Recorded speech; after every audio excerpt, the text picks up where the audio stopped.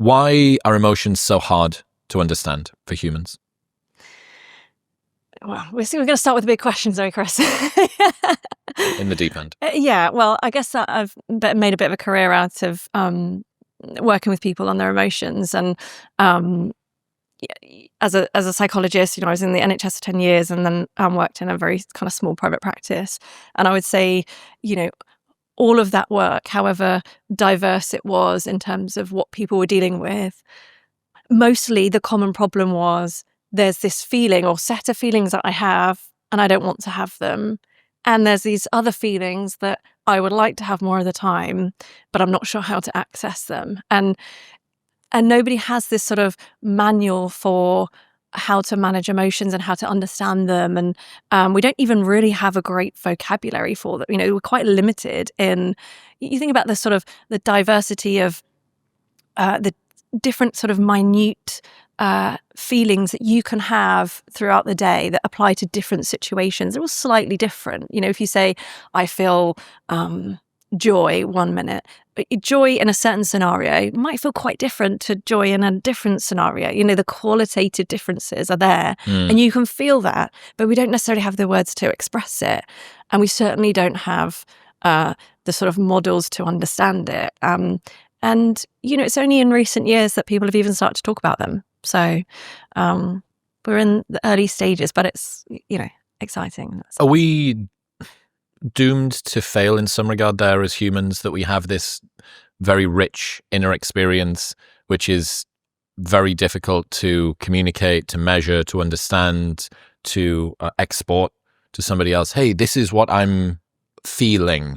And then you have just this limited language, which is constrained not only by the words but even by the language. German has a ton of words that we don't have in other languages that almost unlocks your ability to understand emotions in that way. Are we fated to kind of always be scrabbling to try and understand emotions but never fully doing it? No, and I don't think it's necessarily sort of our failure or our limitation that emotions can't be measured and quantified. I think it's a limitation of the method, isn't it? That why do we want to? We don't have to do that in order to want. There was that real push actually. In my career where we were asked to sort of measure things on scales and numbers, and actually when you looked at how that would be applied in the room with someone when you're working with someone, it was sort of really, really limited in how helpful it could be. If someone came back with some kind of mood diary in which they'd kind of added a scale of, and you get this a lot on apps, don't you? Rate how you feel today out of 10, and really doesn't tell you much at all because you don't feel it on a scale. You don't feel a number. You have a set of feelings and that are kind of different and sometimes deep and sometimes complex and sometimes confusing. And it's our sort of often it's when people are trying to kind of sell something around mental health that they try to make it really simple, but it's okay that it's not, I think. What's your advice for people who are overthinking everything? Well, I think this is actually a really popular subject online. I think it's something lots of people are dealing with, and that's because I think the way that life is set up now, right? We're all expected to do all the technology that we have. In theory, life should be really easy. It was all sold to us as if that will make life easier and you'll have more time on your hands. And actually, all that happened was we increased our expectation about how much we get done and how much we can handle. And so what we're dealing with in terms of mental load is so much more than what would have. And actually, the way that life is set up now, away from traditional roles where a man might go out to work and a woman would take care of the family, those things were separated, but now both people are trying to do both. Actually, you're both taking on 2 full-time jobs, and so the mental load is there, and so it makes sense that people are living at a higher level of stress all the time. And when your stress level, your arousal level is higher, you're more vulnerable to overthinking. So a lot of people think, I'm overthinking something because there's something wrong with me, or I'm just a worrier. And I always say to people, don't label yourself as just a worrier, because that gives you that sense that you can't overturn it or you can't do anything about it, which is wrong. it's a habit as much as anything else, but it's also something that is more likely to happen when you're already stressed. So, if someone came into the room with me and said, I'm just overthinking everything, what shall I do? Actually, what we would look at is life as a whole, like the full context of, it's not only what are you overthinking and how can you stop thinking about it in that way. It's, what is going on with your stress levels in general that's causing you to be at that state where you're looking for the worst case scenarios.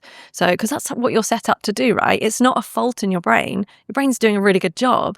You're probably giving your brain lots of lots of signs, rather, that things aren't okay. Maybe your blood pressure's high, maybe you're on the go all day.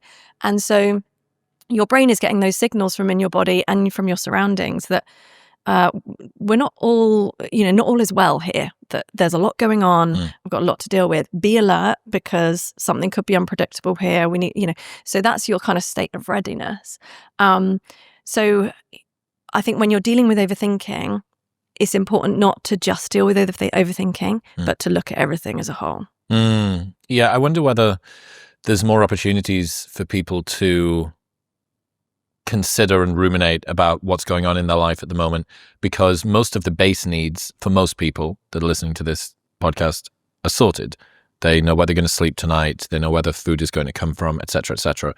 And oddly enough, an existential crisis or, worrying about emotions, thinking about thinking is actually kind of a luxurious position to be in order to be able to get to that stage. I'm aware that for everybody that deals with it, including myself, it doesn't feel luxurious at the time, but it's probably an indication that the base of Maslow's hierarchy of needs is probably being sorted, and we're then moving on to what's next. But yeah, the threat detection thing, the fact that there is an infinite number of potential stresses out there, and our bias toward looking at those ones as opposed to something a little bit more calming. The calm stuff, that's not salient. I don't need to worry about that, but I'll worry about the thing that I think I need to worry about. Yeah. So what about in the moment, somebody's in that they're trapped in that cycle, that overthinking loop? I imagine this is something that your clients talk to you a lot about. What are interventions, or what are the ways when you find yourself doing that you take yourself out of it as best you can? Yeah, so if you're worrying, I think there's a lot of work that you would do around building awareness of what's happening at the time. So we formulate, so we pretty much draw out the cycle on pen and paper.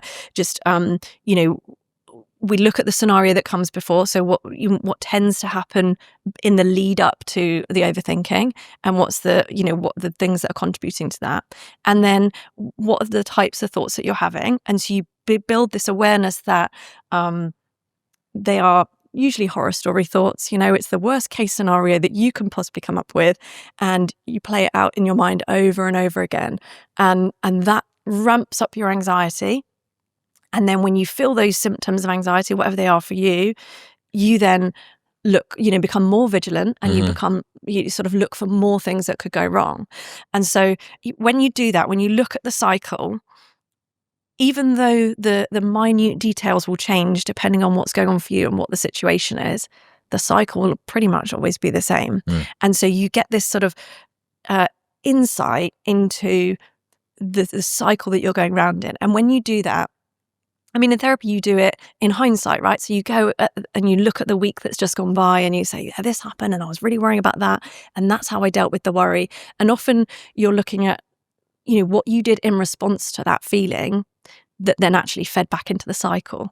And when you see it on paper, and you see that when you did something to get rid of that feeling, but then actually it brought you back round, you can see that you're doing things that actually contribute to making it worse. And that has to be a kind of careful process of self-discovery. But when you do it, you begin to get this awareness in the moment as it's happening. So you start with it in hindsight, looking back, and then the more familiar you become with it, the more you start to, when you're in it, go, oh, I know where I am. I think that's that thing again that we thought about last time, and now it's happening. Yeah, that's interesting. Using sort of retrospective assessment as a predictive tool. Yeah. You go, hey, this thing happened before. Maybe it'll happen again. That pattern's beginning to come up. Yeah. So for me, when I'm underslept, if I'm underslept, my ability to sort of regulate just falls out of the window. So I go, okay, right, I'm tired. Therefore, I need to sort of adjust the sight on my scope to be like, am I actually that bothered about this, or did I just get 4 hours sleep last night? What about fear as well? Because I think that this is kind of a two-pronged challenge that people have. A lot of fear, a lot of concern about making decisions, about whether or not I'm doing the right thing. Very visceral emotion. How can people better deal with fear? Yes, do you know, I actually rewrote the chapter on fear in this book so over the summer I went through some health problems. I was diagnosed with cancer, and at that point I was about 6 weeks away from finishing the book. I was 6 weeks away when I started going for tests, and then I was about 2 weeks away from handing the book in when I got my diagnosis. So I was so determined to finish the book, and at that point I was just reading it through. Right, I was just and I read through, just happened to read through the chapter on fear the day after, and I thought, this isn't what I need to hear right now. This isn't right. What was wrong with it? Hit delete. So it was probably more gentle than I wanted. Than I personally needed, and I think generally that can happen. You know, lots of people do need that approach, but at the time I got selfish with it, and I thought I need something a bit different to this. So I hit delete and I rewrote it for myself. So it's much more about, you know, in that moment, okay, fear is here and it's necessary.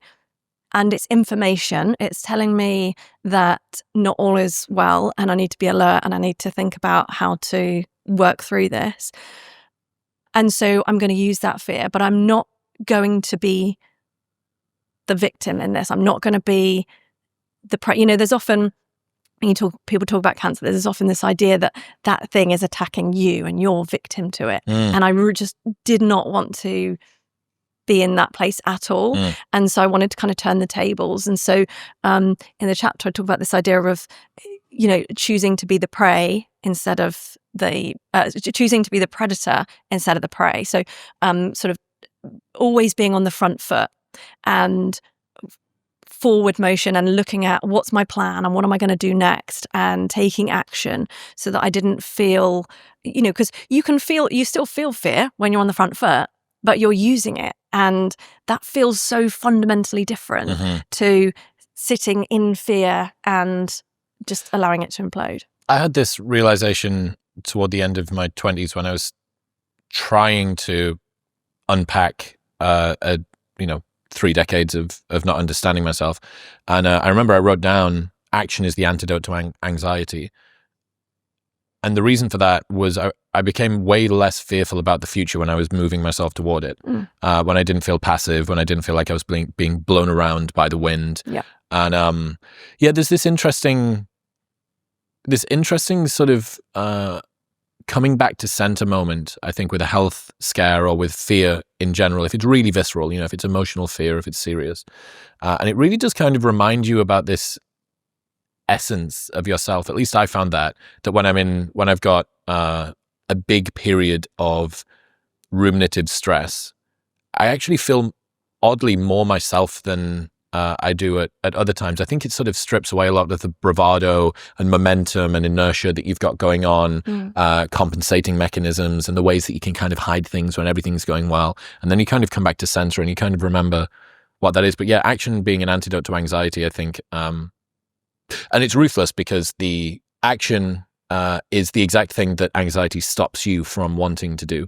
The very last thing. I'm going to stay in bed. I don't want to get up. I don't want to be leaning in. I don't want to be sort of taking charge of the situation. And a lot of it is being able to recognize urges and to override them. So recognize that urge to go for safety and comfort and act opposite to it. And in the same way that you do in kind of more lighthearted situations. So I don't know, exercise, you know, you get to a point where your body's sort of hurting a bit and you would rather stop, but you practice sort of overriding that urge. And that's a big sort of skill set that is actually taught in certain therapies, acting opposite to urges. And you can do it in really small ways. So, you know, you might put a polo in your mouth and resist the urge to crunch it. And, so you can do it in really lighthearted, kind of simple ways. But then what you're doing is you're kind of practicing that mental muscle, really, to be able to recognize that in moments when you need it most and to be able to do it. So it's not the first time you're doing it. It doesn't feel, you know the process. It's a vicious cycle. There's periods where momentum seems to be working with you and then periods where it seems to be working against you. And I think what everybody wants is this sort of permanent upward spiral toward ever increasing capacity and ever increasing hope in ourselves. But there is a vicious sort of other side to that momentum too. And stepping in to kind of have a circuit breaker on that is something I think a lot more people need. Yeah, and I think people want to feel courageous and strong, and I think what we forget is that fear is a core component of that. It's a core ingredient of courage. You can't really call yourself courageous if you didn't do something that filled you with fear. So in order to kind of, and you do when you face things that scare the living daylights out of you, and you do that with sort of forward action and take a sort of commanding composure in the face of those really scary things. You start to feel that, and you start to discover that what you thought were your limits was really kind of a smokescreen. Trust really is everything when it comes to supplements. A lot of brands may say they're top quality, but few can actually prove it, which is why I partnered with Momentous. They make the highest quality supplements on the planet. 3 of the products that I use to support my brain, body, and sleep every day are omega-3s, creatine, and magnesium L-threonate. Honestly, I try and limit the number of supplements that I rely on, but when I take these consistently, they have a massive impact on my cognitive performance, my strength, and my sleep. Momentous are literally unparalleled when it comes to rigorous third-party testing. What you read on the label is what's in the product and absolutely nothing else. Best of all, they have a 30-day money-back guarantee, so you can buy it and try it for 29 days, and if you do not love it, they will give you your money back. Plus, they ship internationally. Right now, you can get 20% off everything site-wide, plus that 30-day money-back guarantee by going to the link in the description below or heading to livemomentous.com/modernwisdom and using the code modernwisdom at checkout. That's livemomentous.com/modernwisdom and modernwisdom at checkout. It's different. One of the taglines of CrossFit for a while was get comfortable being uncomfortable. And it was sexy or whatever, but I always felt a little bit, I don't know, it always felt a little hollow to me because the discomfort that people were getting comfortable with when doing a workout was something they'd elected to do. Like you chose to go to the gym. You already do this because you like to do it. Yeah, maybe you've pushed yourself beyond a limit that would be reasonable to even almost everybody, but still it's sort of within your control. Yeah. Cancer diagnosis is a degree of discomfort that you didn't choose. Yeah. So, reflecting, I guess, on the last year for yourself, what's your advice to somebody who is going through a tough time with their health, uncertainty, fear of the future?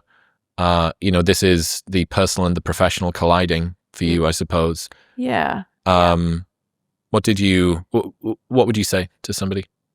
I think when uncertainty is, that's the big thing about something like that. And you don't, when it happens as well, it's not like this sort of big dramatic moment where you suddenly, what the diagnosis is, what the plan is, what the risk is. It doesn't really happen like that. It's all in stages. So there is this sort of big period of being really uncertain about everything and not knowing what to do with that. And then not knowing who you can really share that with because you don't want to scare the living daylights out of everybody else that you love. And so when there is such uncertainty in that way, the way that I dealt with it and would do again in the future is just narrow everything down, narrow your focus down. What's the next move? What's the next step? And let's take that, get that bit done, take action. What would be an example of that? So actually, it was a really kind of strange experience where the day I got diagnosed, the day after, the consultant I was under was about to go on holiday for 2 weeks. And then we had a holiday booked for 2 weeks after that. And once he went, some more tests came back and the treatments or the recommendations were changed, but the team wouldn't tell me what they were because that was his role to do that. So I was sort of thinking, okay, they're not going to tell me, so it must be something bad. Do I cancel my holiday? What do I do? And there's all these kind of uncertainties around what to do, and I could feel myself. I was sat there trying to edit the book, and it was just consuming me, and rightly so, right? My brain's saying, "Hang on a minute, let's sort this out," and I could feel that sort of sense of just being in turmoil, not being able to affect anything or control anything, and just waiting.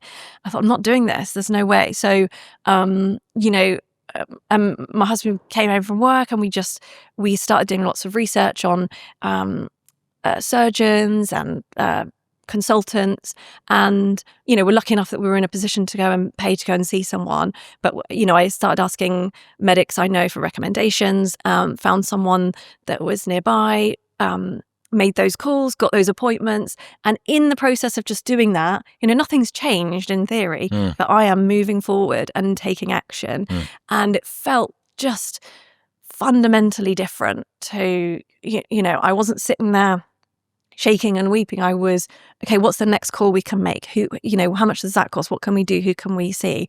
And we did, and it actually helped the process. And I, found someone to, do the surgery for me and all that kind of thing. And it was really positive. But yeah, I think sitting there, and that's where I got that feeling of the rabbit in headlights. I'm not going to sit here like a rabbit in headlights. I'm going to move forward, and I'm going to, you do something. And you can't in every situation, not in every situation you can do that, but I'm lucky enough that touch words, I'm lucky enough that I was in that position where I could affect the outcome. Trying to contribute to your own future. Again, it's that action being the antidote to anxiety thing, I think. Every time. Yeah, you don't want to feel like life is buffeting you around and you're at the mercy of it. Yeah.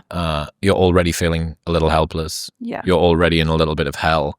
You know well that it's going to get worse. Yeah. So, trying to step in. And I think it's okay for that action not to be the solving of the thing as well.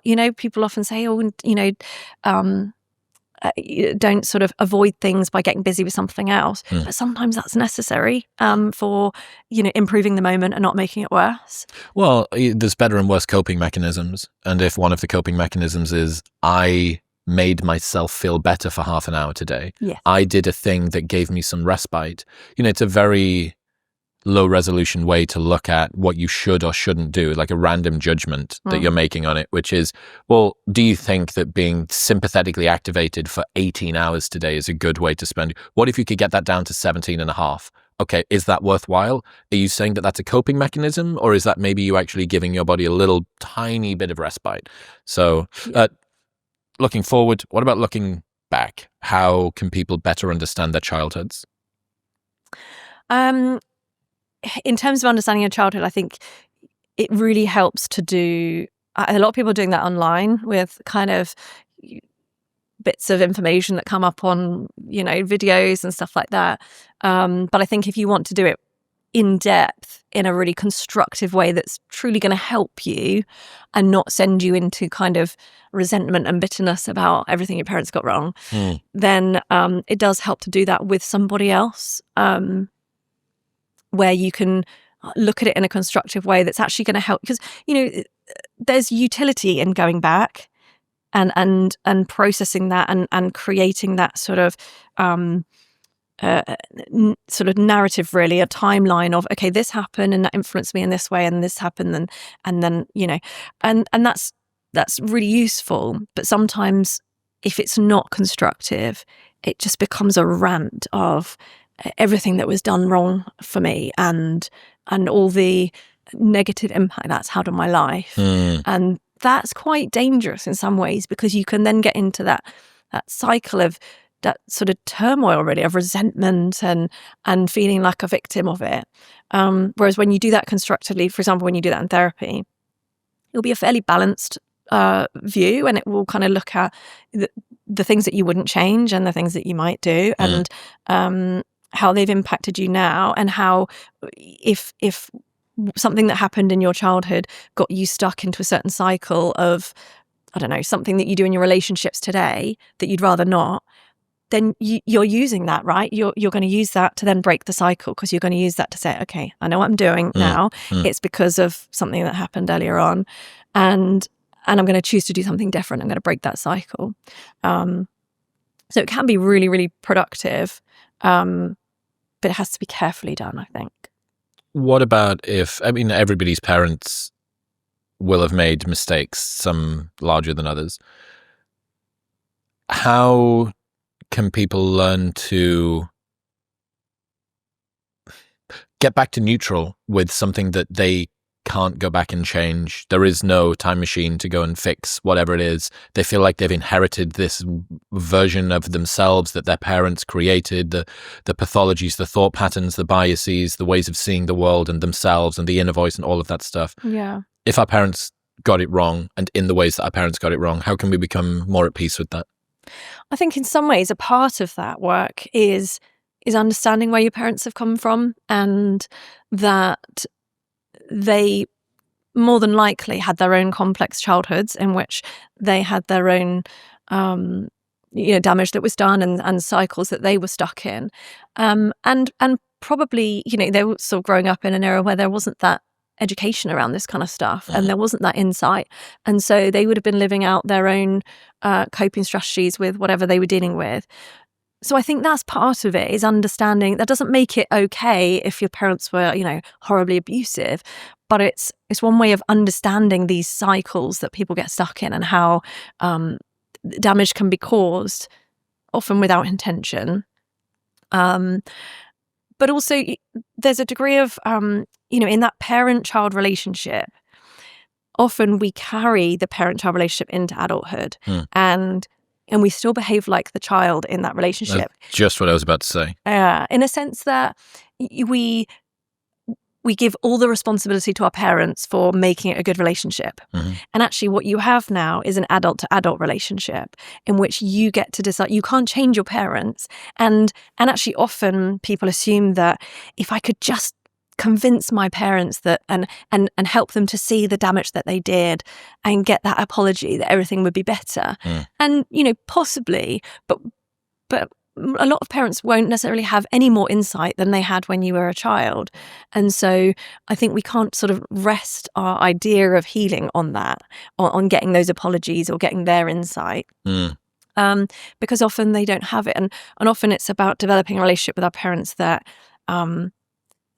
they are capable of as well, so that we're not expecting more of them than they're actually able to give. It's interesting that we see the lineage between our parents did this and therefore I am like that. How unfair, how could this be the case? You just go back one generation, just move back by 25 years and you go, well, your grandparents were like that, which made your parent. How can you give yourself this excuse or this reason and not continue to roll? And then the great-grandparents, you go all the way back. Yeah. So yeah, it is odd. And I think that you're right as well. Every generation thinks that it's unique. And I get the sense that emotionally, maybe this has been the biggest change across one generation, from sort of like boomer period to whatever, ex-millennial, Gen Z. Just that the opportunity for people to ruminate the challenges that people have from an emotional stressor perspective, the information that you have to become aware of how much better things could be as well, which creates an ideal. And then you sort of compare yourself to, if only I could get rid of my anxious attachment, if only I could get rid of my fear of the future, if only I could get rid of my overthinking or my whatever it is, which is now opened everybody up to think back more. But our parents don't necessarily have that. They're just sort of dealing with the physics of their system, the way that it was given to them, without necessarily realizing quite so much or quite so viscerally that, well, things could have been a different way. It's like, well, things just are the way they are. And you go, well, okay, so what do you want? Do you want to be largely unaware that things could have been different, and to understand the way that attachment styles and child rearing and behavioral genetics and et cetera, work to influence the disposition you have as an adult?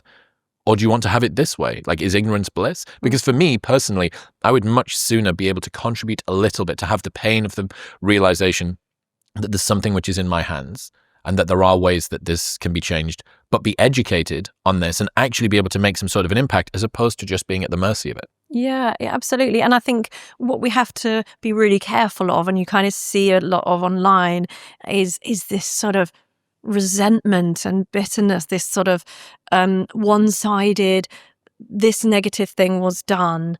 Parents are the bad guys. I'm the victim of the bad guys, and now it's awful. And to a degree, in the most severe scenarios where things are just awful, that's almost separate from what we're talking about here, where you can have a fairly sort of normal childhood, and there were things that negatively affected you, but there would also have been a lot that positively affected you. And so I think one way of sort of creating a sort of antidote to just feeling bitterness and resentment towards your parents is to sort of nurture some gratitude around, okay, these were the things about your childhood that weren't ideal.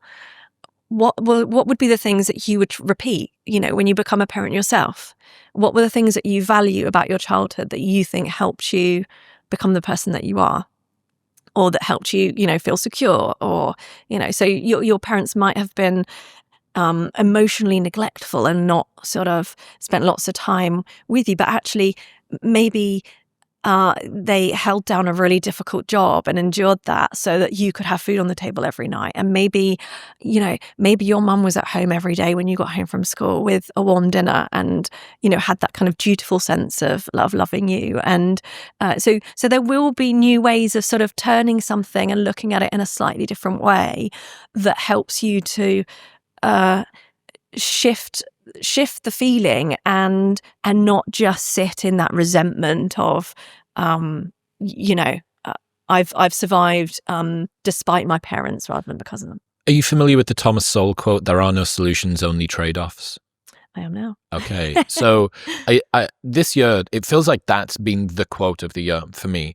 And a lot of the time what it means is trying to optimize absolutely everything and railing against things that are shortcomings is a surefire route to misery, because you're not going to be able to get everything to be perfect. And in many situations, something is positive and something is negative, and the negative thing has probably come along for the ride as the dark side of the positive thing. Yeah. And I think that it's the same with the parents. It's so right. Dad wasn't there for me sufficiently emotionally. I imagine that's a big sort of millennial complaint about boomer parents. Dad was sort of this classic, still blue collar guy. And you go, yeah, well, he was at work like 10 hours a day, 5 days a week for 18 years to raise you. And before that, and for brothers and sisters and all the rest of the stuff. And you go, okay, so there are no solutions. There's only trade-offs. You had this level of security, or maybe there's somebody else who, Dad was there for me a lot of the time, but we really struggled with money. And you go, okay, again, it came to me because I made a big pivot with my diet, and that improved a ton of energy problems that I was having. But I was finding myself waking up at 3:30 or 4 in the morning every single day for a week. And the first day I thought, oh, it'll be like it's a transition thing. Then the second day I thought, oh no, this has become a habit. And then by the third day I was railing against it. So I woke up and I was like, God, why is this the case? How come I'm waking up at this time? This is so annoying. I'm going to be tired tomorrow, etc., etc. And that Thomas Sowell floated into my head. And the quote, "There are no solutions, only trade-offs." I thought, right, okay, would you be happy to get up at 3:30 in the morning if it meant that your mood and your cognition throughout the day was better than it had been over the last couple of months? It's like, yes. Like, what are you complaining about then? What you're complaining about is, why can't I have the entire world exactly the way that I want? Yeah. It's like, no. You don't. Would that be beautiful? Yes. Is it in anyone's world realistic? Absolutely not. And the same thing, I think, when we look at our parents, is a nice perspective. Yeah, absolutely. And there's always something to be grateful for and something to feel a bit annoyed about or miserable about. And I think it's a really important life skill to just have that clarity that you can choose. You don't have to be, we're all human. We all find ourselves in those moments. And, when I'm talking about that, health scare stuff that I went through in the summer, and I talk about sort of, being the predator, not the prey, and all of that. That doesn't mean every moment I was feeling that was a response to those dark moments where you feel like, oh my, what's going to happen to me, and those dark moments. So it's only human to find yourself in those, but just by having that awareness and knowing that it's a choice gives you that opportunity to step back from it, get that, put it at arm's length, see it for what it is, and then you get to choose. But having those moments of difficulty, or the moments when you're not doing that, like you say, the dark moments in the morning when you're thinking, oh, why am I doing this? It's okay to have those moments. Doesn't mean you're failing, but then you had that process of, hang on a minute, I remember that quote, now I get to choose, and you just learn from all of those experiences. This episode is brought to you by Function. I partnered with Function because I wanted a smarter, more comprehensive way to understand what's happening inside of my body. Twice a year, they run lab tests that monitor over 100 biomarkers, and their team of expert physicians will analyze the data and give you actionable advice to improve your health and lifespan. If you've been feeling a bit sluggish, your testosterone levels might be a problem. They play a massive role in your energy and performance, and being able to see them charted over the course of a year with actionable insights to actually improve them gives you a clear path to making your life better. Dr. Andrew Huberman is the scientific advisor, and Dr. Mark Hyman is their chief medical officer, so you can trust that the data and insights you receive are as scientifically sound as they are actionable. Getting these lab tests done would usually cost thousands, but with Function, it is only $500. Right now, you can get Function's expert blood work analysis and bypass their 300,000 person waitlist by going to the link in the description below, or heading to functionhealth.com/modernwisdom. That's functionhealth.com/modern wisdom. I imagine that a lot of parents, I'm not one yet, but I imagine a lot of parents have the reverse problem, which is that they're terrified of getting it wrong for their kids as they're raising them or shortly after they've raised them. What is your advice there? It is part and parcel of the whole experience. And you feel it for a woman. As a woman, you feel that from the moment you know you're pregnant, and suddenly everything you do is about somebody else. And so you feel guilt no matter what you do, really. And with feelings of guilt, it's important to listen to it as well. I mean, there's kind of, there's stuff online about sort of parent guilt and how, you shouldn't feel it, or you should ignore it, and do what's good for you. And that's fine. There are moments, that might be in the context of taking a break, because it's difficult to do that and take time for yourself. And that's when you acknowledge that guilt and you take it with you, because this is the right thing to do. And there are other times when it's important to listen to that guilt more deeply and go, well, am I feeling that because I'm not living in line with my values as a parent? And so I don't know, if I, feel guilty about coming here. So coming to London for a couple of days, doing some interviews, there's a sense of, I don't want to leave you guys. And if one of my children got upset, which they didn't, but if they did, I would feel that sort of, oh, why am I leaving? Mm-hmm. And that's sort of the point where I have to get that clarity of the situation, where I'm doing this because it benefits the family, like the payoffs thing, right? Your dad's at work all day, that kind of thing. They're difficult decisions, and by having your values really clear in your mind about why you're doing something, it's easier then to kind of not make the guilt go away.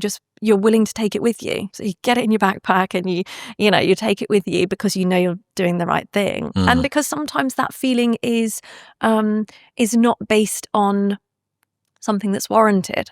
Sometimes it's, if you're, I don't know, a people pleaser or something because of how things were set up in your childhood, you'll probably feel guilty all the time when you feel like you might have, upset someone. And that's not necessarily warranted. That's a pattern. So sometimes, if we engage in sort of emotional reasoning, right, which is that bias of I feel it, therefore it's true, that can get us into all sorts of trouble. So because I feel guilt, that means I'm a terrible parent, then I'm going to have a terrible time. That's interesting. Yeah. So if you feel the guilt and you don't recognize it as a normal part of being a parent, then you're likely to just think that you're failing all the time. So it's not just the sensation, it's the story that you tell yourself. And you happen to be defaulting to a very particular story, which is because ... because I'm a bad parent. I mean, look, the only thing I can contribute is sort of a bit of an evolutionary lens. But I imagine that mothers especially, but also fathers, have a pretty easy to activate guilt response to kids. Why? Well, because the parents that didn't feel guilty when they left their kids died.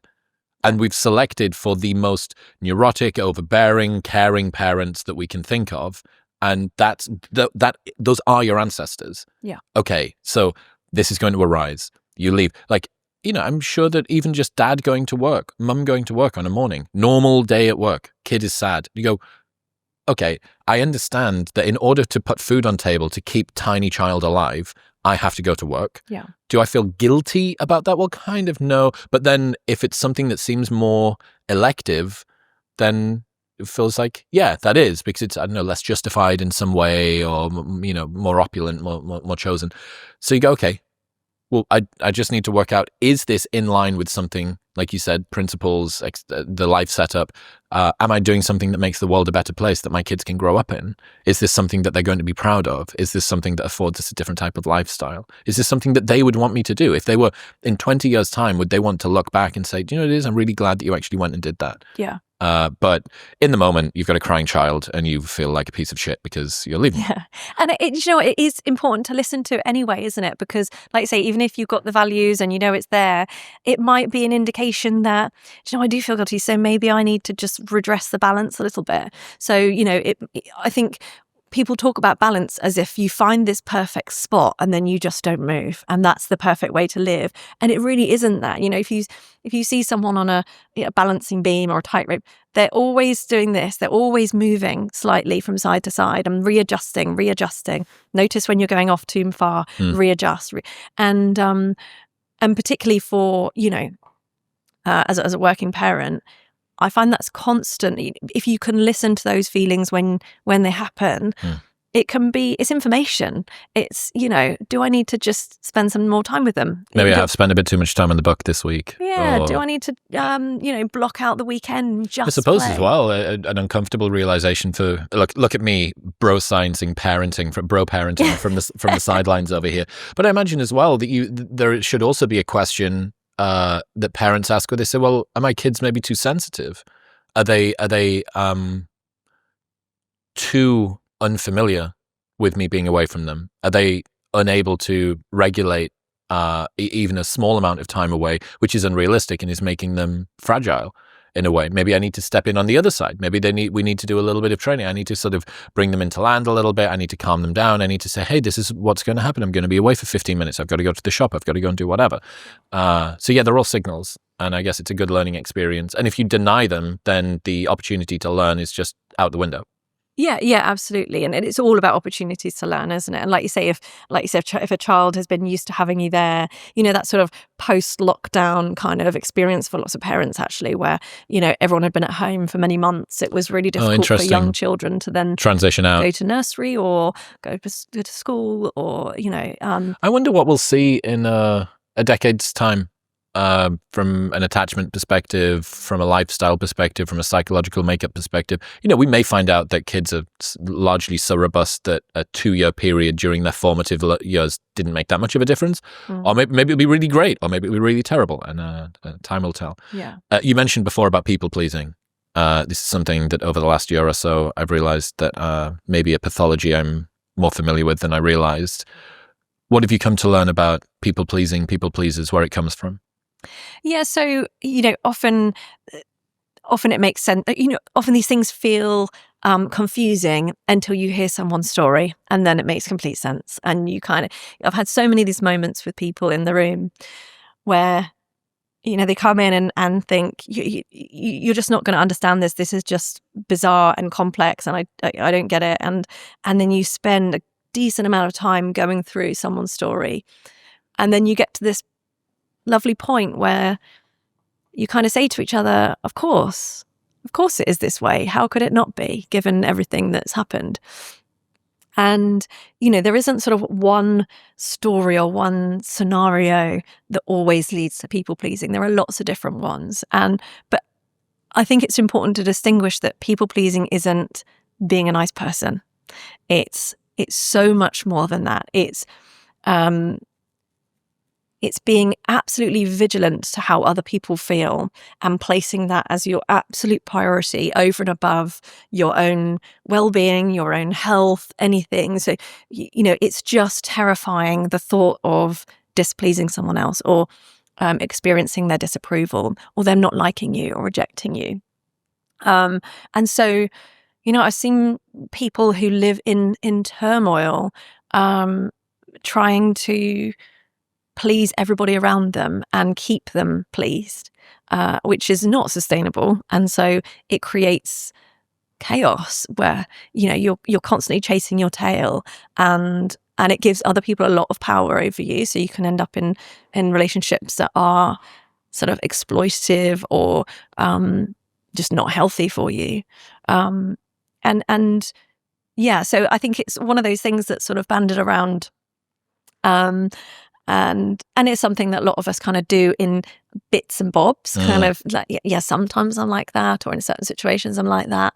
And some people spend their lives really, really struggling with it. The desire for us to take something we do a little bit and turn it into a label that describes our entire personality is quite strong. The pathologization of sort of normal emotions in that way, which is odd, right? Because both me and you are fans of sort of emotionally informed therapy and people understanding their emotions. I also think it's very interesting. I think it's one of the most interesting things that you can do. And yet, I imagine that you have a similar problem to me as the overuse of therapy speak online to describe, like, this person wasn't mean to me, they were narcissistic, or they caused me trauma. I'm not sad, I'm depressed. And the sort of the straying over into, you crossed a boundary, that's one of my bound, et cetera, et cetera. So people a lot of the time will say yes to things when they mean to say no, or they want to say no. They want to become firmer at being able to disappoint those around them. How can they become better at that? I think is one of the most important skills anyone will ever learn, actually, because you put yourself at risk if you can't say no when you need to, or you can't hold boundaries, and there's that people-pleasing tendency. So if everything is about everybody else and what they want from you, and that's where it's not the same as being a nice person. So, if you're if everybody else's needs and wishes and desires come first, and you don't have the ability to put a stop to that when it doesn't fit, then you'll end up doing things that you regret and don't fit with your values, or that don't feel like you're being a nice person, but it's because somebody else has more power over your behavior than you do. So I think assertiveness skills are a big part of what's taught in therapy, actually. Teaching people to manage difficult people and people who perhaps have more power in a relationship, or it kind of sounds easy to be able to say no, and it's not, because it's always packed out with lots of emotion and complex dynamics between two people, and so it can be really difficult, but it's absolutely learnable. And so that's where it's important to remember that even if you've had a habit for life of putting everybody else first and being the I don't mind, I'm fine, whatever you think type person, that you can begin to change, but it's often about learning specific skills. And where do you start? What are the skills? So a lot of it is practice in light-hearted ways. We talked about the sort of acting opposite to urges, using polos, and kind of, situations that aren't necessarily the most emotive, the most difficult for you. You kind of grade situations. You could even make a list, to be fair. So you can make a list of the different situations where it's difficult to be assertive or state your own needs, and you take the easiest one. And you start with that, and you practice, and you have a go, and then you come back and you see how it went, what went well, what would, and so I was working with someone on dealing with those kind of assertiveness skills, or needing to state your own needs in a workplace, and going home on time or taking a holiday, those sorts of things. And so we started with something really that felt the easiest. And then we just assessed it. So, stress test things and then learn from it. Actually, the anticipatory anxiety about it was much worse than actually the awkward moment of saying what I needed to say, and their reaction was not as bad as I thought it would be. I had all that fear and discomfort, but that died down as soon as the moment was over, and then actually I got what I needed, and the situation was better than it would have been, and I'm not living in resentment. So when you start small, you get these small victories that give you that momentum and give you that sort of drive to move forward and go for the next challenge. But you can't expect to suddenly go, right, from now on, I'm going to be boundaried and assertive and strong and Become an overnight hard ass. yeah, right. It's just not going to happen. You have to do these things gradually and start with the easiest thing. Something that almost feels a bit silly, that's so easy. It's almost a bit kind of, really? Am I starting here? Yep. But then you get that little easy victory, and then you move on to the next one, which is a little bit more difficult, and so on. That anticipatory anxiety thing is so funny, because you're right. It's almost always your ability to turn the future situation into a nightmare is significantly better than it almost ever is. And the stupid thing is that all of the nightmares that you genuinely encounter in the real world are ones that you probably didn't see coming. So you're right, okay, so I have this unbelievable ability to predict things that aren't problems and not predict things that are going to be massive issues. Okay, brilliant, thanks. Amazing way that our brains are set up. But yeah, I think that that's right. And again, as a slowly rehabilitating people pleaser, that's a way that I found to be better as well.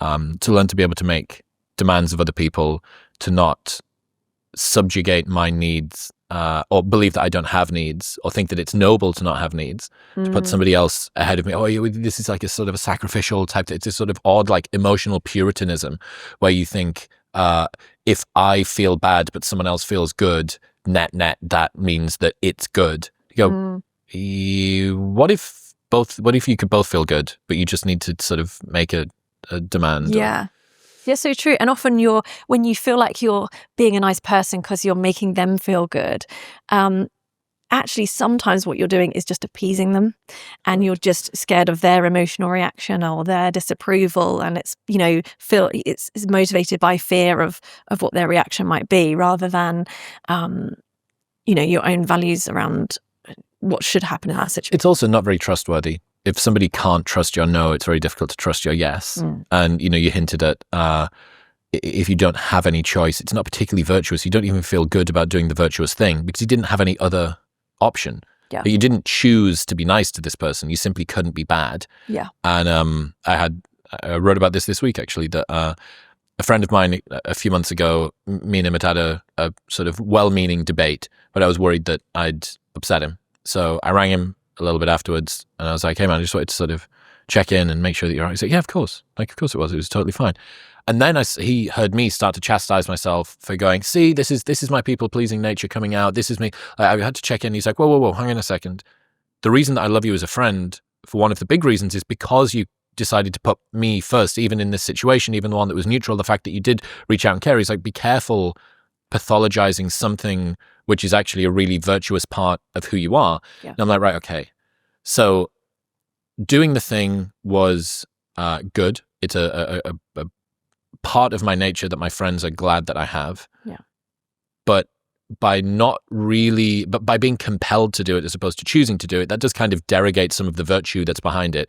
So I was like, right, okay, so am I supposed to purposefully try and get rid of that? So briefly make myself a worse friend to then relearn it again consciously so that I can finally get back to the place that I was in the beginning. I'm like, that seems unnecessarily effortful. Like to go around this whole loop to end up at the place that I started again, but this time it's, you know what I mean? Yeah. And I think this line between virtue from compulsions and virtue from choices, and then this odd sense that we need to deprogram. And it's like, right, okay, so if it's hard to do, does that make it more virtuous?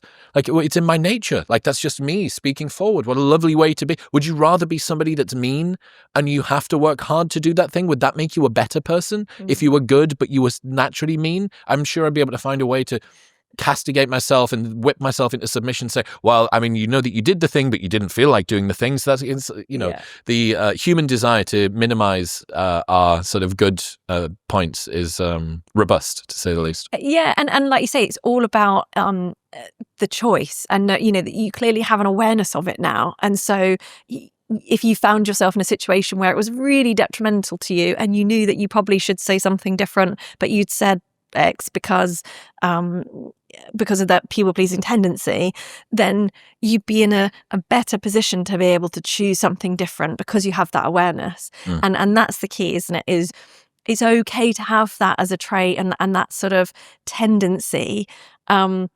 Because if you're aware of it, then when it becomes troublesome, you stand a chance at doing something different. It doesn't mean you have to kind of eradicate everything and, clean slate and start again. You can, and that's the thing, a lot of stuff now is about, like you say, pathologizing everything and as if it's something that's wrong with us. And actually those tendencies can also be really lovable parts of us and things that other people appreciate about us or that we appreciate about ourselves, but that don't always work in every context. In other news, this episode is brought to you by Element. For the last 3 years, I've started every morning with Element. Element is a tasty electrolyte drink mix with everything that you need and nothing that you don't. Each grab-and-go stick contains a science-backed electrolyte ratio of sodium, potassium, and magnesium with no colouring, no artificial ingredients, or any other junk. Proper hydration isn't just about getting sufficient water in you, it's about having the right number of electrolytes to use the fluids that are inside of your body. You might not be tired, you might not need more caffeine, you might just be dehydrated, and proper hydration requires electrolytes. Best of all, they have a no questions asked refund policy with an unlimited duration, so you can buy it and try it for as long as you want, and if you do not like it for any reason, they'll give you your money back, and you don't even need to return the box. That's how confident they are that you love it. This thing tastes phenomenal. It's like a sweet, salty, orangey nectar first thing in the morning, and I love it, and that's why I've used it for probably 1,000 days now. Right now, you can get a free sample pack of all 8 flavors with your first box by going to the link in the description below or heading to drinklmnt.com/modernwisdom. That's drinklmnt.com/modernwisdom. What's your advice for dealing with passive-aggressive people? So with passive-aggressive behaviour, I think it's one of those things that you feel it very subtly. So, and you start to question yourself. I think that's one of the key signs is that something will happen. Maybe it's a compliment that feels more like an insult or something that's where on the surface everything seems friendly, superficially, but you come away feeling like you're not sure if they really liked you, or you come away feeling sort of wounded in some way, or maybe you're being kind of subtly excluded, and that sort of behaviour is inviting you in to become, especially if someone is being a passive aggressive by taking on role of a victim in a situation. They're inviting you to come in as a perpetrator, and passive aggressive behavior is one of those things that it's really difficult to pinpoint exactly what it was. And the culpable deniability is the entire reason for the passive aggression. Yeah, so someone could, I don't know, let's say, something great's happened in your life, you've been really successful, one of your friends has a problem with that, and so starts sort of ignoring you or trying to exclude you and stuff. But as soon as you pick up on that and say, are we all right? Then all is denied, right? That everything's fine. I've just been busy, haven't been able to, and so you're kind of stuck in this place of, I can't really address it because they will deny it. And yet I feel terrible and I don't feel connected to this person anymore. I feel like they maybe don't like me or something's going on. And the trouble is, the more you then get sucked into kind of joining the circus in that way and playing the game, the more you lose, I think. So a lot of it is about watching and learning. If someone reveals themselves to you, that they're not okay with you in a certain way, or that friendship is now conditional on you, I don't know, making yourself smaller or not doing certain things or associating with certain people, then all you can do is learn from that and make your own decisions then about whether that's a friendship for you or whether that's something that the friendship can overcome. It might be a blip, but it might also be something bigger. Yeah, I am intimately familiar with passive aggression, and it never really points at the thing that someone's trying to say. It's this sort of shadow sentence that gestures in the direction of it, whilst also being able to be completely denied that it is that thing that we're talking about. So that it's quite a cowardly form of communication. Yeah. I'm aware that it's a coping mechanism. There's lots of reasons that people do it. But it's a very cowardly form of communication because it doesn't ever actually say the thing that you mean. It just sort of points in the direction and then gets mad at you if you don't realize it. Yeah. So Neil Strauss says unspoken expectations are premeditated resentments. And I think that's sort of passive aggression in a nutshell. Yeah. But yeah, there's two, at least for me, there's sort of two broad approaches. The first one being like, call it out as gently as possible. Yeah. You're like, look, hey man, it feels like such and such a thing has happened. I'm not really too sure what it is, but I don't like this sort of lingering sense of something unspoken. Help me understand here, like what's going on. This is an open forum. I'm not going to judge you. Just let me know. And for me, with that, that's a really, as long as you deploy it in the right way, that's a really open door policy. That's an olive branch for somebody to go, okay, it's a bit safe. Yeah, do you know what it is? Like, I know that you don't even think about it, but you said this thing the other week and fuck, it's just got to me and I haven't really been able to stop thinking about it. And you go, awesome. Like, water under the bridge. And you can then round it out quite nicely by saying something like, hey man, look, I just want to let you know, if this ever happens, if anything even remotely close to this happens again, just call it out. Like, just say it to me straight away. Like, is that what happened for you in your situation? I mean, I'd like to say, an illustrious career of dealing with passive aggressive people. And but that's at least my current working theory of one of the better ways to deal with it. Yeah. And the second side of it is, look, like if you've put that forward and this person's sort of behaving this way, I think going, okay, like I trust what you're saying, but it still feels like there's something lingering there. And, reliably now, those situations, those people have just got phased out of my life. Yeah. So I'm like, hey man, I overthink enough. I don't need to be overthinking about your thinking as well. Like, I've got enough of my own thinking to overthink about. Yeah. And there's a big decision to make, isn't there, when someone is behaving in that way towards you. And, friendships are valuable. So, it's important not to make that decision impulsively, but to, like you say, do that over time. So, someone might make a mistake because they're having a hard time and that might change and get better after a while, or it might not. And so with that sort of watch and learn approach, take it in, adjust the amount that you trust someone. So adjust how much you share with them, adjust how much you trust them to, know certain information or whatever, so that you can kind of, not so that you're always guarded, but so that you're just protecting yourself if this person is revealing themselves not to have your best interests at heart. And then gradually come to a decision about whether this friendship is really for you or not, whether it really adds to your life or if it actually takes away from your life. But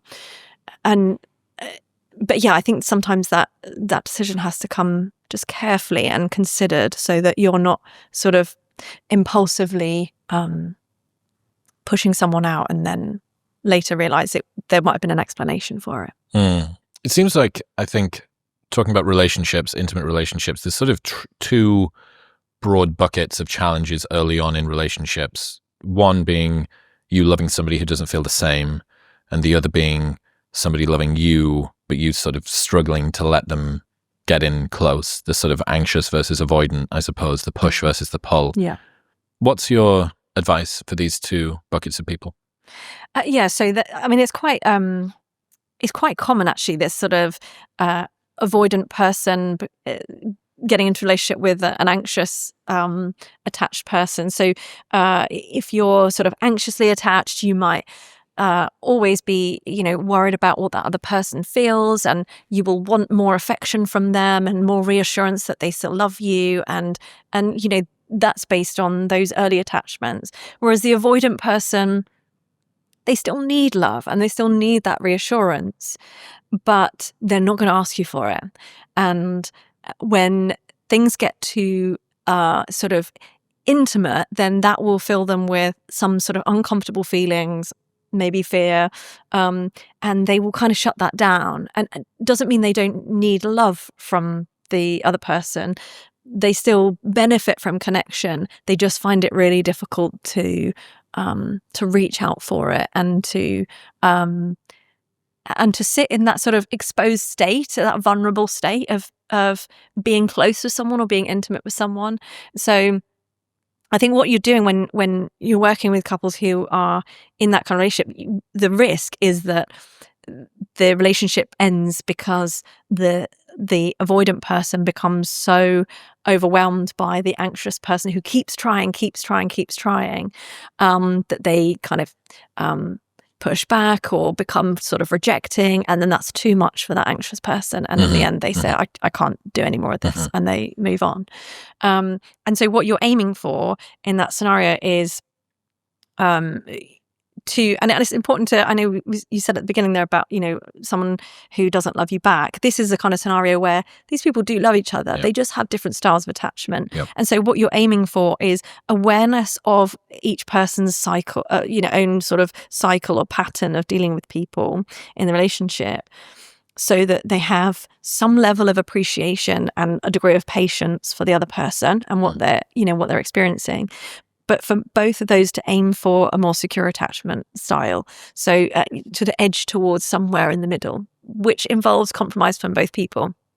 So it involves, the person who's more avoidant, building up their tolerance for intimacy and closeness, and for the anxious person to build up their resilience for uncertainty and the tendency to kind of seek reassurance and calming that. So it involves both people kind of working to fit together, and it's absolutely possible.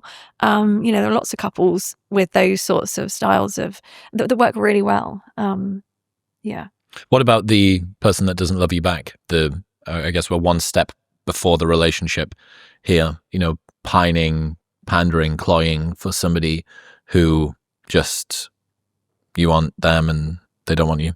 Yeah, I think, there are just, I don't know, probably thousands and thousands of books written on that kind of scenario, that sort of unrequited love and things. And I think, when we're talking about the people-pleasing side, some people will have that tendency to stay in relationships in which the other person has no affection for them because of the fear of being alone and being rejected. And I think you make better decisions about those kind of relationships if you work on having your own back. So it's much less scary, the idea of leaving someone or being rejected by someone, if you know that you will look after yourself and do the best by yourself. And, you're much more resilient to any of that. And you're much less likely to put up with someone who doesn't love you back and treats you poorly if you have your own back and you're looking after yourself. So having that kind of good relationship with the self where you come first helps you to be able to do it. Isn't it strange? We've got this sort of odd balance when we get into relationships with people. Before we met them, we were a self-sufficient human, perfectly fine. Most people, maybe in many ways preferable to being in a relationship, and then you decide to let this other person into your life, and you think, right, okay, well, I know that in order to fully love this person, in order to integrate them into my lifestyle, I need to not just sort of continue to do the independent thing that I was doing with the window dressing of like some companionship every so often, but they actually infuse themselves into it. I begin to take heed of what they say. I care about their opinions. There is a bit of them in me, and if that leaves, there is this void there, and you're sort of trying to create this balancing act. And then as things get more and more, you think, well, maybe even their opinion of me is more important than my opinion of me, and I am so concerned about whether they're okay, that I can't be okay without that. And if they were to leave, I don't even know what would be left. But in order for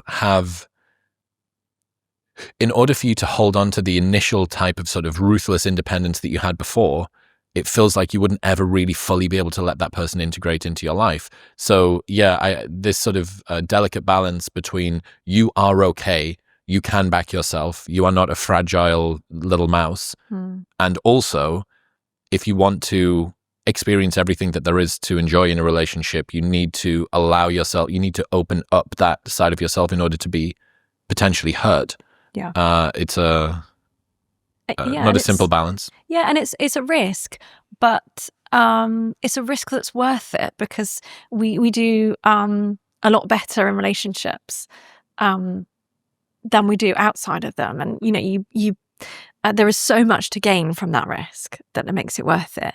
But you do make yourself vulnerable going into a relationship, don't you? And so when you're kind of at a stage where you're not sure whether the relationship is going to end, like you say, when people have been so into a relationship and sacrificed so much of themselves that it's become all about the other person, ending that relationship then can be this process of rebuilding. You don't know what your preferences are because you've spent so many years prioritizing somebody else's, but it's absolutely possible to do that and to rediscover yourself and your own preferences and the things that you like to do, or that your own goals and your own values.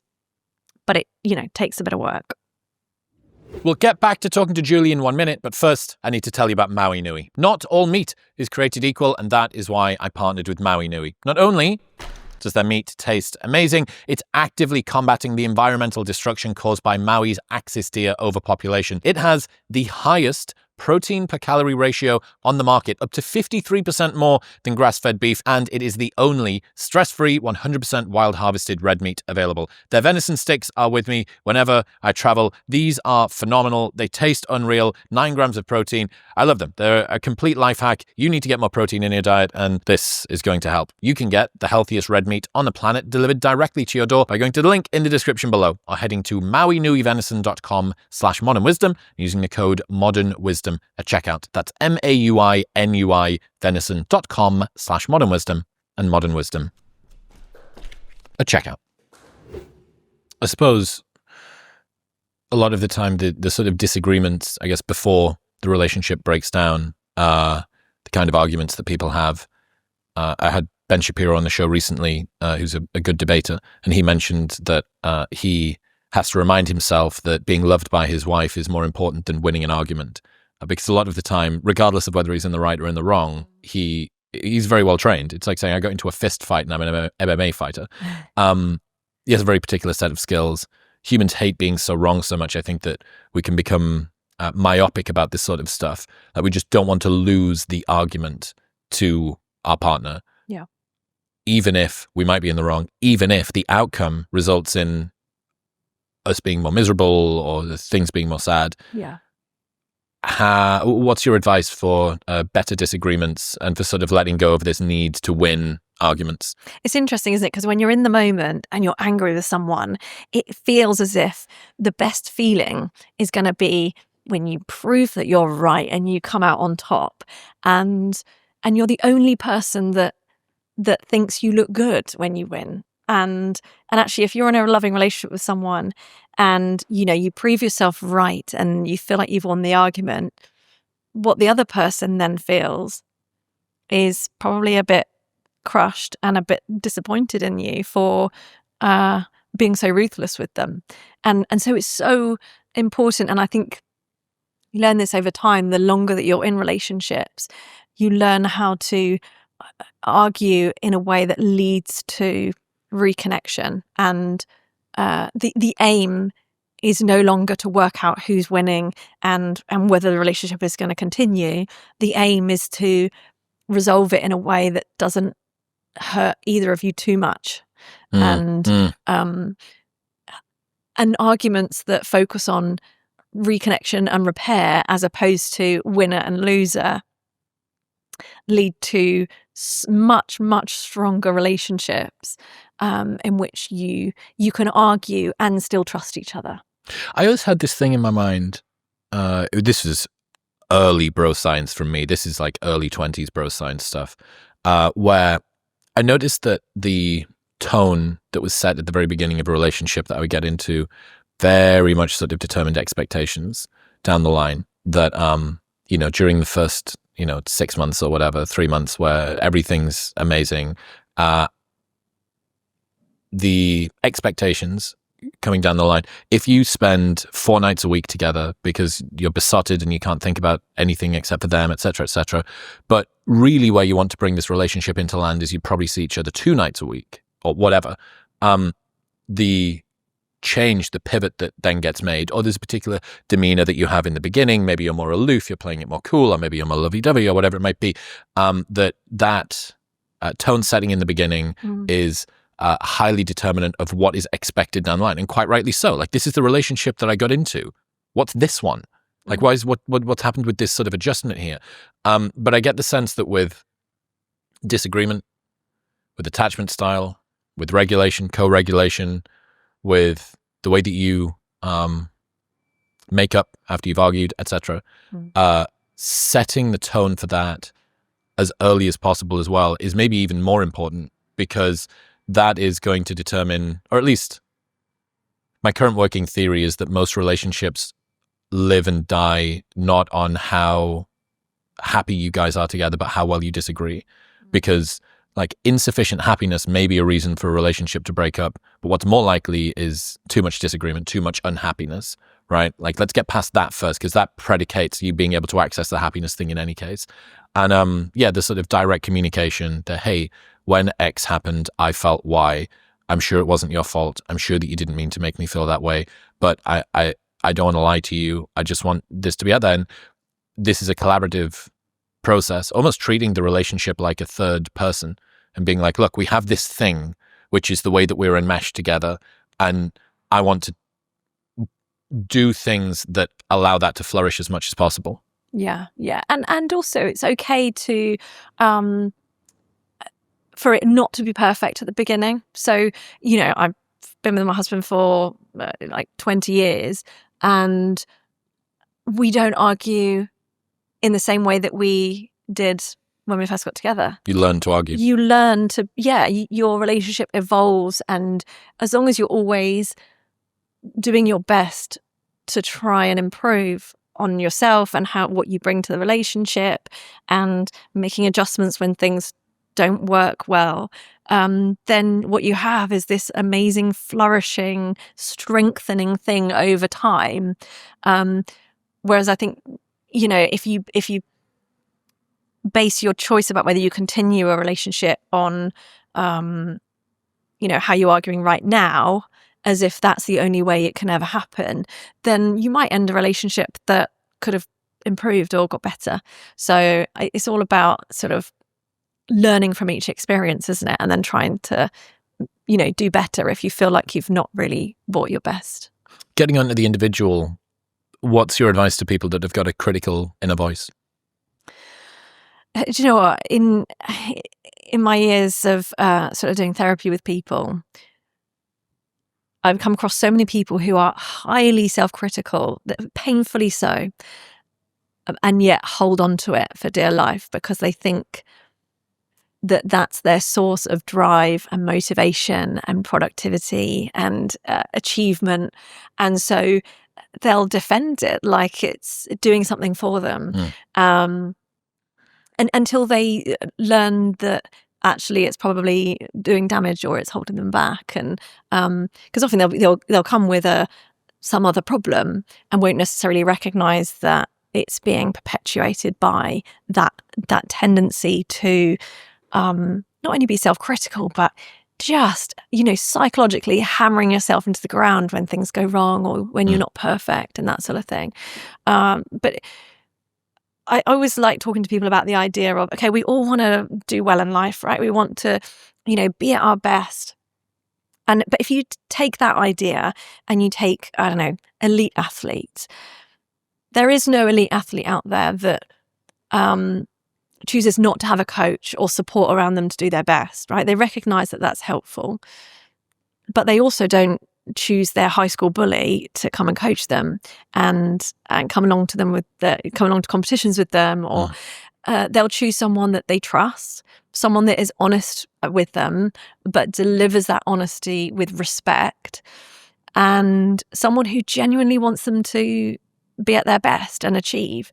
And so if you take that idea of a sports coach and everything that they have to embody to be decent at that job, to get the most out of someone, why wouldn't you want to also do that for yourself in your own head? The differences between, that kind of high school bully sound, or, the, abusive parent, or whoever that voice is in your mind, that is never going to get the kind of outcome that you would get from, a really good coach or someone who genuinely wants the best for you. It's a great realization. It's a really lovely realization. I would certainly put myself into the category of person who believed that his castigating inner voice was encouraging his performance for a long time. Kind of got myself to, at least now, realizing it's probably not helping. It's certainly not making me better. But then there's an even more sort of difficult question, which is, okay, it's not even useful. ... And it's still there. Like, right, okay, so it's no longer performing the function that I thought it was, but you've got this, lifetime of habit of that just being the default that you go to. I remember I used to do this thing when, again, CrossFit world. It's interesting that I use CrossFit a lot of the time when I'm talking about kind of like the induction to personal growth, because both those things happened at the same time. Okay. So I kind of anchor a lot of the things that I was doing then to the training modality that I did. And if I was doing a workout on an assault bike, my heart rate was really, really high. It's 170 or whatever. I've got the taste of metal in the back of my throat. I'm aware 170 is not that high for some people, but it was high for me. Working away on the assault bike, and these sort of, during that extreme stress, like acute stress, this sort of weird texture would appear, this sort of landscape or whatever in my mind. And it was always critical voices. It was always, and I have had it a couple of other times when I'm under periods of extreme stress, the less gracious parts of my inner monologue come up. And yeah, I wonder, it's certainly got infinitely better, but there's still work to be done. Did it help you at the time? To perform?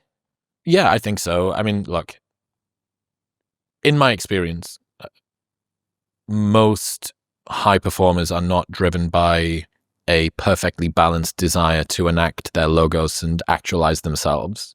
They are looking for validation from the world. They are looking for acceptance in a way that they never got it as a child.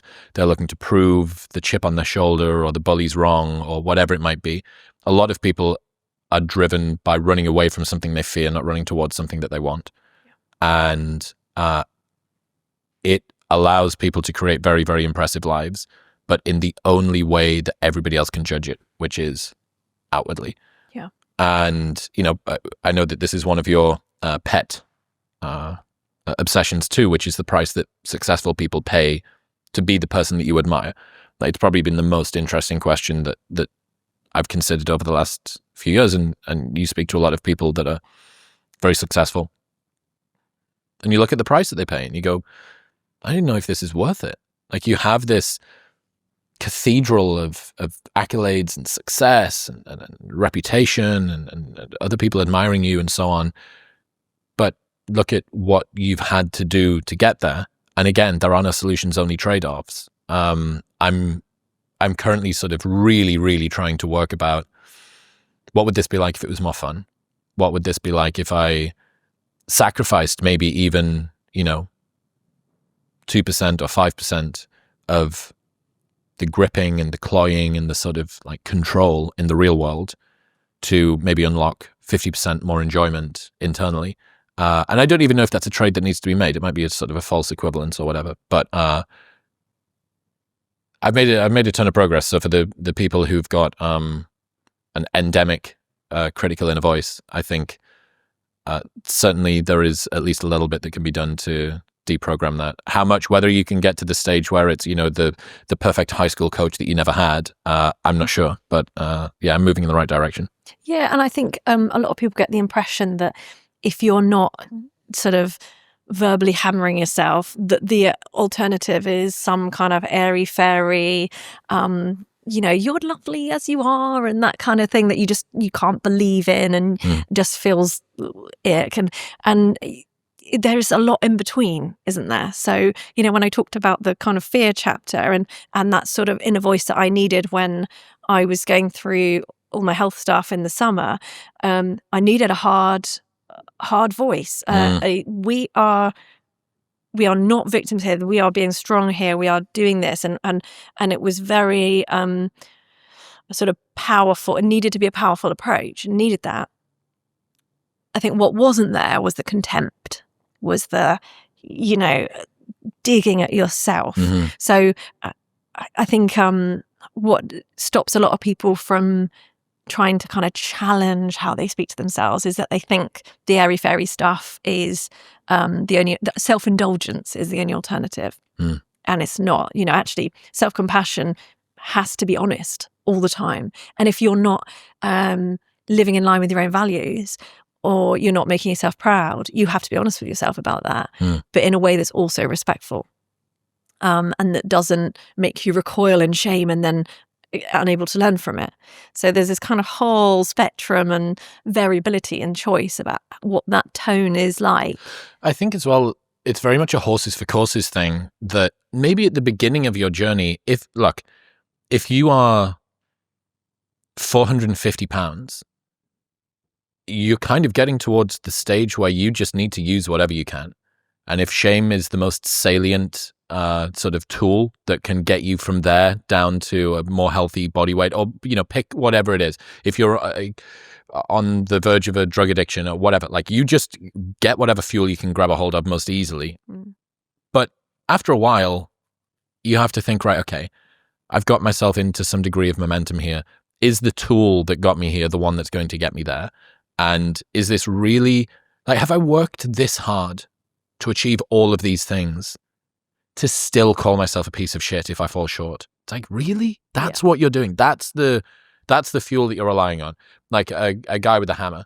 You go, okay, there's only one use that I have for this. I only have one mode of inner monologue. I'm never going to be gentle with myself. I'm never going to be caring. I'm never going to be reassuring. I'm never going to be supportive.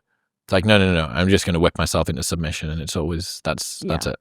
And those sorts of responses are often going to increase the urges to escape and avoid, which aren't going to lead to success anyway. So, even if you feel like shame or fear or something like that has worked to get you set on a better path, it's not sustainable, because it's more likely to lead to the need to use those escape methods and later on. So it's recognizing that even if it's been useful, it's really helpful to find other resources as well. Is this similar to the approach that you have for dealing with self-doubt? Yeah, I think with self-doubt, a lot of the stuff online is a sort of like, just don't do it. Just believe in yourself. And again, honesty has to be part of that. So with self-doubt, sometimes it's useful to listen to it, because some of it's valid and warranted.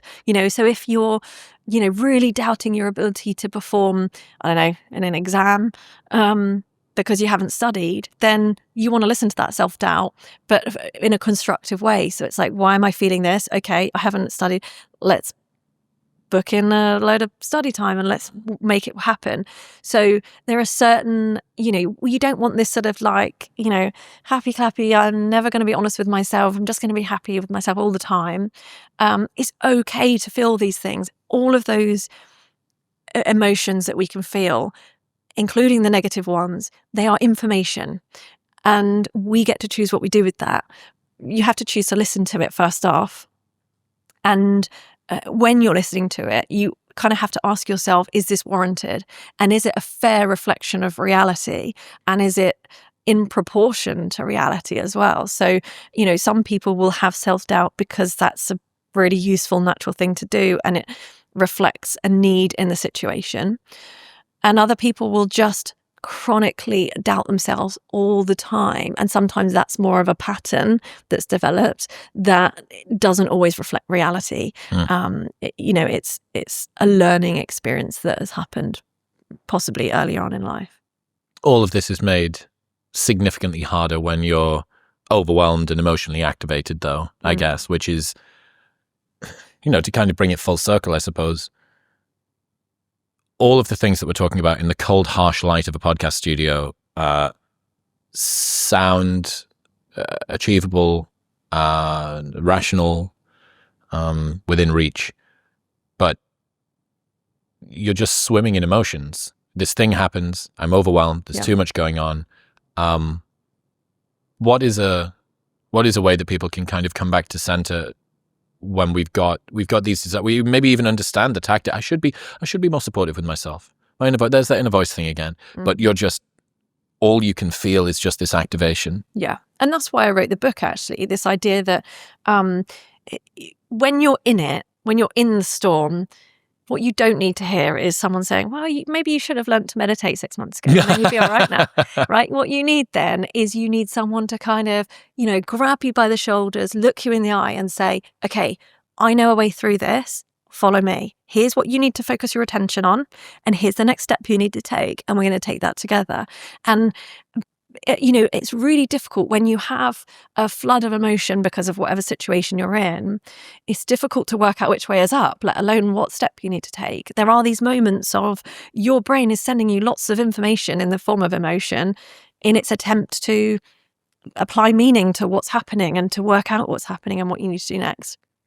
So in that moment, the best thing for our nervous systems is each other and is someone else.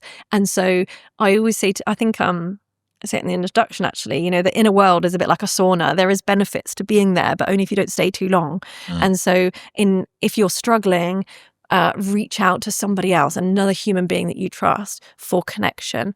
And that will be the most helpful thing to you if you have someone in your life like that. But not everybody has that. But also even the people that have it, sometimes that person isn't with them all the time or in the moments that they most need it.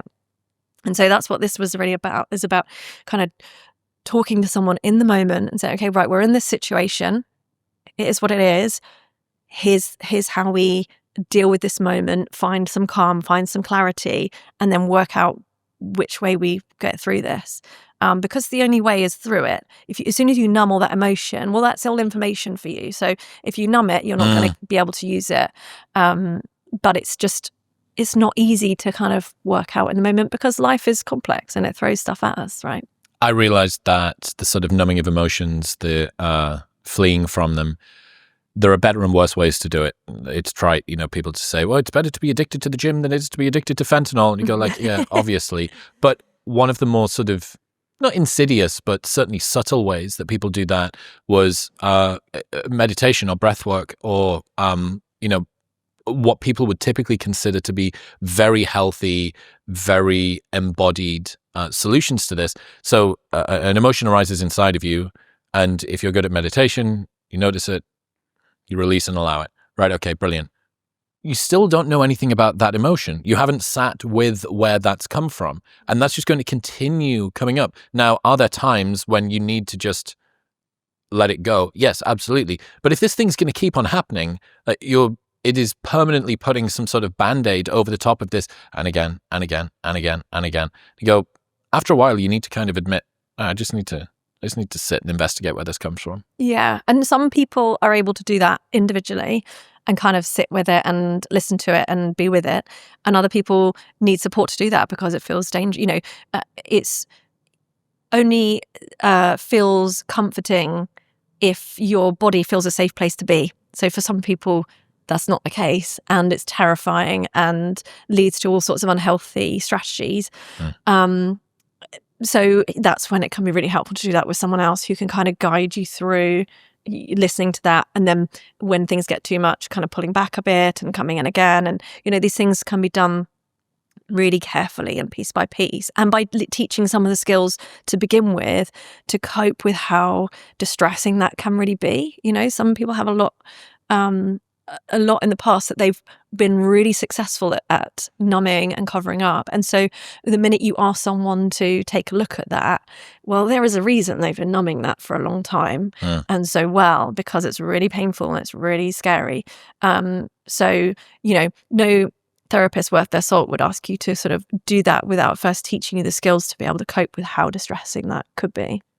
Dr. Julie Smith, ladies and gentlemen. Julie, I appreciate you. I think the book's great. Where should people go? I want to keep up to date with everything you're doing. I'm on Instagram and YouTube and all the platforms just as Dr. Julie. But the book's available everywhere, I think.